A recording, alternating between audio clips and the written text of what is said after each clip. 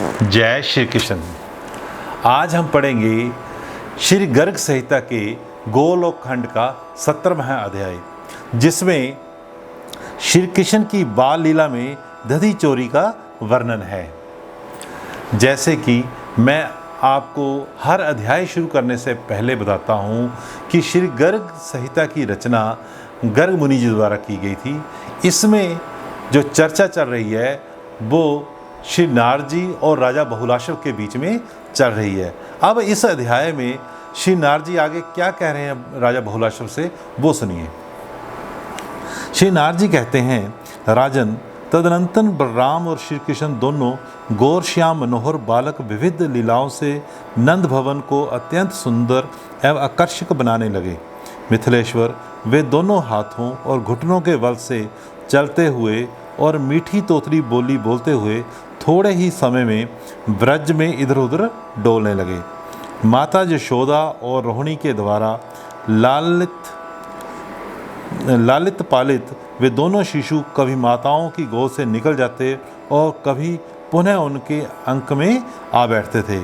माया से बाल रूप धारण करके त्रिभुवन की मोहित करने वाले वे दोनों भाई राम और श्याम इधर उधर मंजीर और करधनी की झंकार फैलाते फिरते थे। माता यशोदा व्रज बालकों के साथ आंगन में खेलते लौटते तथा धूल लग जाने से धूसर अंग वाले अपने लाला को गोद में लेकर बड़े आदर से झाड़ती पोंछती थी। श्री कृष्ण दोनों हाथों और घुटनों के बल चलते हुए पुनः आंगन में चले जाते और वहाँ से फिर माता की गोद में आ जाते थे। इस तरह वे व्रज में सिंह शावक की भांति लीला कर रहे थे। माता यशोदा उन्हें सोने के तार जड़े पैतंबर और पीली झगुली पहनाती तथा मस्तक पर दीप्तिमान रत्न में मुकुट धारण कराती और इस प्रकार अत्यंत शोभाशाली भव्य रूप में उन्हें देखकर अत्यंत आनंद का अनुभव करती थी। अत्यंत सुंदर बालोचित क्रीड़ा में तत्पर बाल मुकंद का दर्शन करके गोपियां बड़ा सुख पाती थी। वे सुख स्वरूपा गोपांगनाएं अपना घर छोड़कर नंदराज के घोष्ठ में आ जाती और वहां आकर वे सब की सब अपने घरों की सुध बुध भूल जाती थी। राजन, नंदराय जी के गृह द्वार पर कृतम सिंह की मूर्ति देखकर भयभीत की तरह जब श्री कृष्ण पीछे लौट पड़ते, तब यशोदा जी अपने लाला को गोद में उठाकर घर के भीतर चली जाती थी। उस समय गोपियां व्रज में दया से द्रवित हृदय हो श्री गोपांगणे कहने लगीं, शुभे, तुम्हारा लाला खेलने के लिए बड़ी चपलता दिखाता है।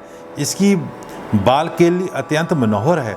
ऐसा न हो कि इसे किसी की नज़र लग जाए। अतः तुम इस काक पक्षधारी दूध मोहे बालक को आंगन से बाहर मत निकलने दिया करो।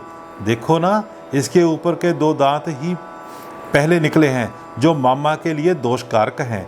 यशोदा जी, तुम्हारे इस बालक के भी कोई मामा नहीं है, इसलिए विघ्न निवारण के हेतु तुम्हें दान करना चाहिए।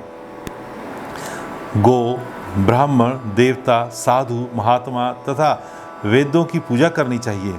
हाँ, भगवान श्री कृष्ण जी के जो ऊपर वाले दांत निकले थे सबसे पहले, जो कि मामा के लिए जो है दोषकारक होते हैं, तब ये गोपियाँ यशोदा जी के से कह रही थी कि तुम्हें विघ्न निवारण हेतु कुछ दान करना चाहिए।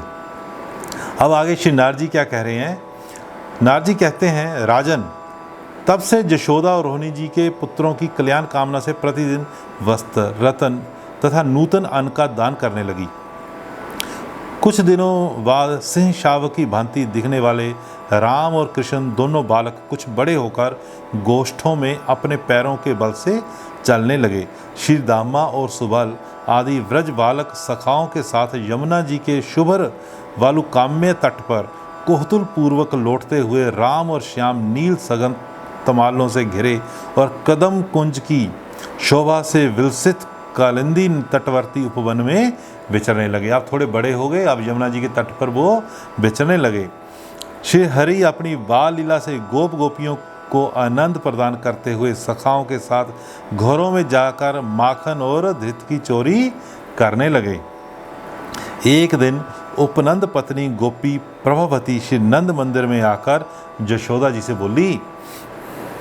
प्रभावती ने कहा, यशोमती, हमारे और तुम्हारे घरों में जो माखन, घी, दूध, दही और तगर है, उसमें ऐसा कोई विलगाव नहीं है कि ये हमारा है और वह तुम्हारा। मेरे यहाँ तो तुम्हारे कृपा प्रसाद से ही सब कुछ हुआ है। मैं ये नहीं कहना चाहती कि तुम्हारे इस लाला ने कहीं चोरी सीखी है। माखन तो ये स्वयं ही चुराता फिरता है, परंतु तुम इसे ऐसा ना करने के लिए कभी शिक्षा नहीं देती। एक दिन जब मैंने शिक्षा दी तो तुम्हारा ये ढीठ बालक मुझे गाली देकर मेरे आंगन से भाग निकला। यशोदा जी, ब्रजराज का बेटा होकर ये चोरी करे, यह उचित नहीं है, किंतु मैंने तुम्हारे गौरव का ख्याल करके इसे कभी कुछ नहीं कहा है। अब भगवान श्री कृष्ण जी जब लीलाएं कर रहे हैं माखन चोरी की, तो देखो उनकी जो ब्रज की गोपियां कैसे यशोदा जी को आके उनकी कंप्लेंट कर रही हैं, शिकायत कर रही हैं। श्री नारद जी कहते हैं, राजन, प्रभावती की बात सुनकर नंद गहनी यशोदा ने बालक को डांट बताई और बड़े प्रेम से सांत्वना पूर्वक प्रभावती से कहा। श्री यशोदा बोली, बहन, मेरे घर में करोड़ों गोए हैं। इस घर की धरती सदा गोरस से भी रहती हैं। पता नहीं ये बालक क्यों तुम्हारे घर से ही दही चुराता है। यहाँ तो कभी ये सब चीज़ें चाव से खाता ही नहीं। प्रभावती, इसने जितना भी दही या माखन चुराया हो वह सब तुम मुझसे ले लो। तुम्हारे पुत्र मेरे लाला में किंच मात्र भी कोई भेद नहीं है। यदि तुम इसे माखन चुराकर खाते और मुख में माखन लपेटे हुए पकड़कर मेरे पास ले आओगी तो मैं इसे अवश्य ताड़ना दूंगी, डांटूंगी और घर में बांध कर रखूंगी। अब यशोदा जी ने उनसे कहा कि भाई आप जितना आपका मक्खन खाया मेरे से ले लो, लेकिन जब भी ये ऐसा करे तो पकड़ के मेरे पास लेके आना। अब श्री नारद जी आगे क्या बता रहे हैं, राजन, यशोदा जी की यह बात सुनकर गोपी प्रभावती प्रसन्नता पूर्वक अपने घर लौट आई। एक दिन श्री कृष्ण समवयस्क बालकों के साथ फिर दही चुराने के लिए उसके घर में गए। घर की दीवार के पास सटकर एक हाथ से दूसरे बालक का हाथ पकड़े धीरे धीरे घर में घुसे।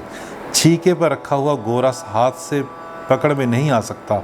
ये देख श्री हरि ने स्वयं एक ओखली के ऊपर पीड़ा रखा, उस पर कुछ ग्वाल वालों को खड़ा किया और उनके सहारे आप ऊपर चढ़ गए।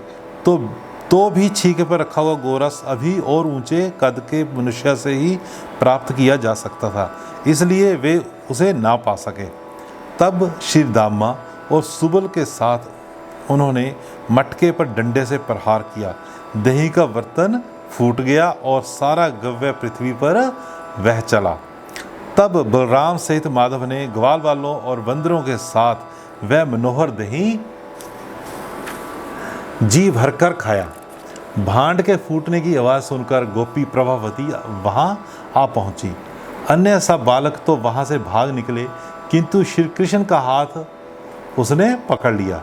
श्री कृष्ण भयभीत से होकर मिथ्या आंसू बहाने लगे। प्रभावती उन्हें लेकर नंद भवन की ओर चली। सामने नंदराय जी खड़े थे। उन्हें देखकर प्रभावती ने मुख पर घूंघट डाल दिया। श्री हरि सोचने लगे, इस तरह जाने पर माता मुझे अवश्य दंड देगी। अतः उन स्वच्छंद गति परमेश्वर ने प्रभावती के ही पुत्र का रूप धारण कर लिया। रोष से भरी हुई प्रभावती यशोदा जी के पास शीघ्र जाकर बोली, इसने मेरा दही का बर्तन फोड़ दिया और सारा दही लूट लिया। यशोदा जी ने देखा ये तो इसी का पुत्र है। तब वे हंसती हुई उस गोपी से बोली, पहले अपने मुख से घूंघट तो उठाओ, फिर बालक के दोष बताना। यदि इस तरह झूठे ही दोष लगाना है तो मेरे नगर से बाहर चली जाओ। क्या तुम्हारे पुत्र की हुई चोरी मेरे बेटे के माथे मढ़ दी जाएगी? तब लोगों के बीच लजाती हुई प्रभावती ने अपने मुंह से घूंघट को हटाकर देखा तो उसे अपना ही बालक दिखाई दिया। उसे देखकर वह मन ही मन चकित होकर बोली, अरे निगोड़े, तू कहाँ से आ गया? मेरे हाथ में तो ब्रज का सार सर्वस्व था। इस तरह बड़बड़ाती हुई वह अपने बेटे को लेकर नंद भवन से बाहर चली गई। यशोदा, रोहिणी, नंद, बलराम तथा अन्य गोप और गोपांगने हंसने लगी और बोली, ओह, ब्रज में तो बड़ा भारी अन्याय दिखाई देने लगा है। उधर भगवान बाहर की गली में पहुंचकर फिर नंद नंदन बन गए और संपूर्ण शरीर से धृष्टता का परिचय देते हुए चंचल नेत्र मटकाकर जोर जोर से हंसते हुए उस गोपी से बोले। श्री भगवान ने कहा, अरे गोपी, यदि फिर कभी तू मुझे पकड़ेगी तो अब की बार मैं तेरे पति का रूप धारण कर लूँगा, इसमें संशय नहीं है। श्री नारद जी कहते हैं, राजन, यह सुनकर वह गोपी आश्चर्य से चकित हो अपने घर चली गई। उस दिन से सब घरों की गोपियां लाज के मारे श्री हरि का हाथ नहीं पकड़ती थी। इस प्रकार श्री गर्ग संहिता में गोलोक खंड के अंतर्गत श्री नारद बहुलाशव संवाद में श्री कृष्ण के बाल चरित्रगत दधी चोरी का वर्णन नामक 17वां अध्याय पूरा हुआ। जय श्री कृष्ण। इस अध्याय में आपने भगवान श्री कृष्ण जी की बाल लीलाओं का वर्णन सुना कि वे किस प्रकार बाल रूप में थे जब गोपियों के घरों से दही चुराते थे, और जब वो पकड़े जाते और गोपियां उन्हें पकड़कर माँ यशोदा के पास लेके जाती थी तो वो किस प्रकार वहाँ से बच निकलते थे। जय श्री कृष्ण।